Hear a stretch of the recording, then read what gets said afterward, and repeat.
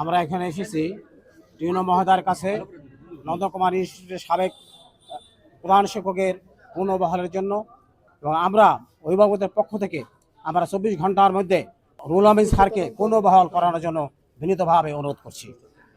আসসালামু আলাইকুম। আমি রুহুল আমিন স্যারের একজন প্রাক্তন ছাত্রী। এই ফ্যাসিস্ট স্বৈরাচারী সরকার তার চাকরিটা তাকে জোরপূর্বক এই স্কুল থেকে তাকে পদচ্যুত করা হয়েছে এবং তার লিখিত কোনো ডকুমেন্টস নেই যে তাকে কিভাবে এখান থেকে পদচ্যুত করলো। আমরা শুধু প্রশাসনের কাছে আসছি এই জবাবটা নেওয়ার জন্য যে তাকে কিভাবে চাকরি থেকে পদচ্যুত করেছে এবং তার যদি কোনো লিখিত ডকুমেন্টস না থাকে তাহলে তাকে আবার চাকরিতে পুনর্বহাল করা হোক। এবং তারা স্কুল প্রশাসন যদি স্কুল থেকে যদি অবৈধ কোনো কাগজপত্র দিয়ে থাকে সেটা সুষ্ঠু তদন্ত করবে আমাদের ইউনো মহোদয়। আমরা আজ শুধু মানববন্ধন ও স্মারকলিপি প্রদান করলাম। আমাদের দাবি আদায় না হওয়া পর্যন্ত আমরা ঘরে ফিরবো না এবং দাবি আদায় না হলে আরো কঠোর কর্মসূচিতে যাব। আমাদের সাথে বৈষম্য বিরোধী ছাত্র জনতা সকল ভাইয়েরা পাশে আছেন। বিসমিল্লাহির রহমানির রহিম। আসসালামু আলাইকুম।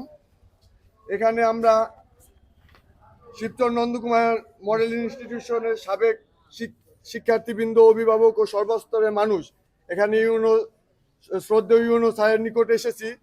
ফ্যাসিস্ট ও স্বৈরাচার সরকারের রোশানালয়ে পড়ে চাকরি হারানো শিবচর নন্দকুমার ইনস্টিটিউশনের সম্মানিত প্রধান শিক্ষক জনাব মোহাম্মদ রুহুল আমিন স্যারের স্বপদে পুনর্বহালের দাবিতে স্মারকলিপি প্রদান। এই স্মারকলিপি আমরা এখন শ্রদ্ধেয় উপজেলা নির্বাহী অফিসারের নিকট হস্তান্তর করব এবং একটা রিসিপ্ট কপি তার কাছ থেকে নিব। এরপরে যদি তাদের পক্ষ থেকে কোনো পদক্ষেপ নেওয়া হয়, ন্যায্য পদক্ষেপ, অন্যায়ের বিরুদ্ধে যে পদক্ষেপগুলো সেগুলো নিবে।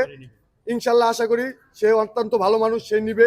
আর যদি কোনো ধরনের স্বপদে পুনর্বহাল করা না হয় তাহলে আমরা সাধারণ ছাত্র সমাজ রাজপথে আমাদের বুকে তাজা রক্ত দিয়ে হলেও এই রুহুল আমিন স্যারকে এই পুনরায় স্বপদে পুনর্বহাল করে ছাড়বো ইনশাল্লাহ।